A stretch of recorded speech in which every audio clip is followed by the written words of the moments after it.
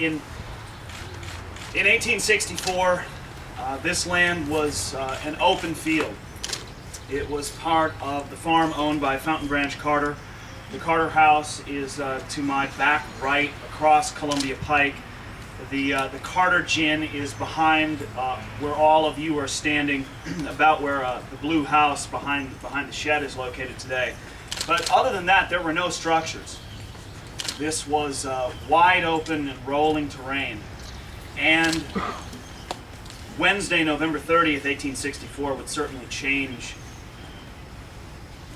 this town, the people who lived here, and this landscape forever. I was just talking briefly before I came up, and there's a lot of ground that is important. There's a lot of hallowed ground here in Franklin. But you would be hard-pressed to find ground that is more important than this, as far as preservation is concerned. This fits the definition of hallowed ground.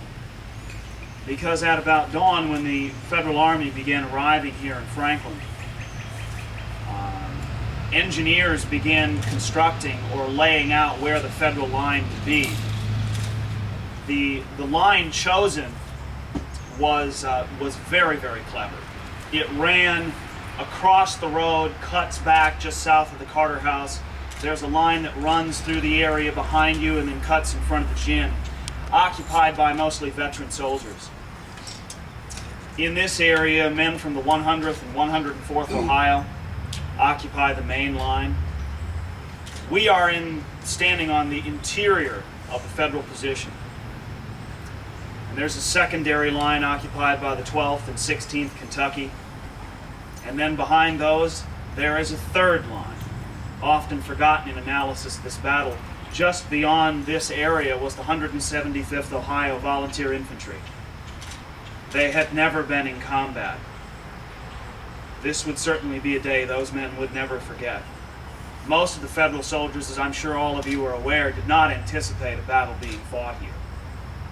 But there certainly would be a battle, and one of the most awful of the entire war, because at 4 o'clock, General John Bell Hood launched a massive frontal assault in an effort to crush the Union Army, drive it into the Harpeth River, and hopefully eliminate it before it could escape to Nashville.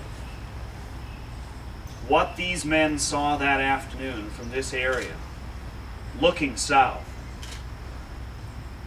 is almost unimaginable. As I tell people regularly, when a man who was here said that you could live a dozen lifetimes and never see anything like it, an odd mixture of awe and terror, it tells you something about what was going on. To watch 19,000 Confederate soldiers stretched over a front that was 2 miles wide come right towards you, and you know full well every single one of those men will kill you if they get the chance, it'll leave an indelible impression. The sheer brute force of the Confederate assault, centered here in the middle, this is the epicenter of the Battle of Franklin. The sheer force of this assault rocks the Union Army. There are 3,500 men a half mile in advance of this line. 2 brigades in General George Wagner's division who are overrun. Imagine those 3,500 men being engulfed by these 19,000 Confederates. They're on top of them, they're around their left and they're around their right, and these 3,500 men begin a massive rush back toward the main line.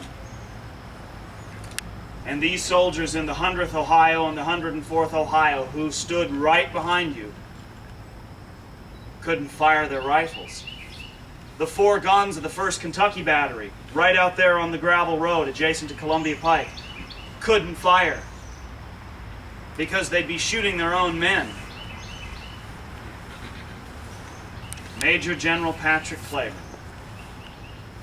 who had said before the fighting to a subordinate officer, if we are going to die, we should die like men, at the forefront, leading his division along Columbia Pike on this side, aiming right for the 100th and 104th Ohio.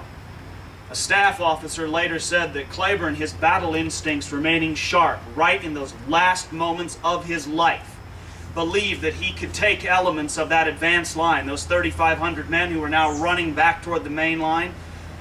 Leonard Mangum said that Patrick Claiborne wanted to use those men like a wedge and drive them right into the heart of the Union defensive perimeter.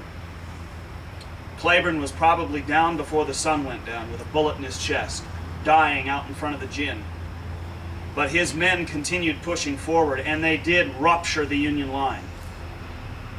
They gashed, according to Moscow Carter, a 200-yard wide hole right in this area, on both sides of the road.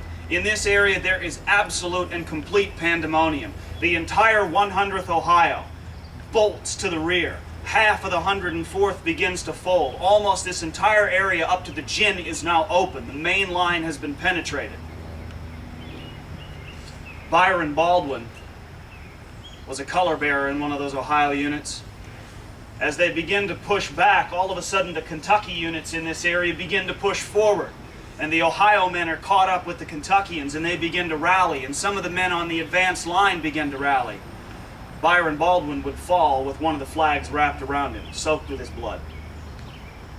Behind the Kentuckians come the 175th Ohio. Eventually there would be 7,000 or 8,000 men on this side of the road, battling one another, not just with rifles and muskets and bayonets, but their bare hands, axes. Aaron Baldwin manned 2 guns at the point of the gin. Baldwin said he watched as one of his artillerymen, Jacob Steinbaugh, with the rebels pouring over the works, trying to further exploit the breach. Steinbaugh grabbed a pick and was smashing Southerners down with it. People wonder sometimes why veterans don't talk about what they've been through. The line stabilized. The Kentucky units, the rallied Ohioans, and the green recruits of the 175th Ohio helped stabilize this line. They captured hundreds of prisoners. They killed everyone who wouldn't give up. A man caught outside the works said they were shooting us down like animals trapped in a pen.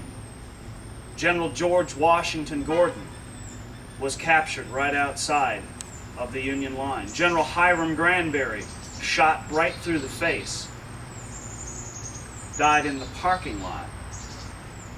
General Claiborne was already gone. And this was just the beginning of a night that a Union soldier, or a Confederate soldier rather, said, where the devil had full possession of the earth. And I doubt very much he was exaggerating, because when you saw the bodies 4, 5, and 6 deep, and the carnage both outside the works and on the interior, and men covered with mud and blood and filth and exhausted. For the Union soldiers, as tragic as this all may sound, many of them believed this was their crowning moment. These were men who had fought at Stones River, Chickamauga, Chattanooga, all the way around Atlanta. They believed that Franklin, Tennessee was their proudest day. For Southerners, they realized that Franklin was an awful, awful disaster. But they were not shy in admitting that they tried their best. Robert and I have often talked about how the Old South died here. One United States was born.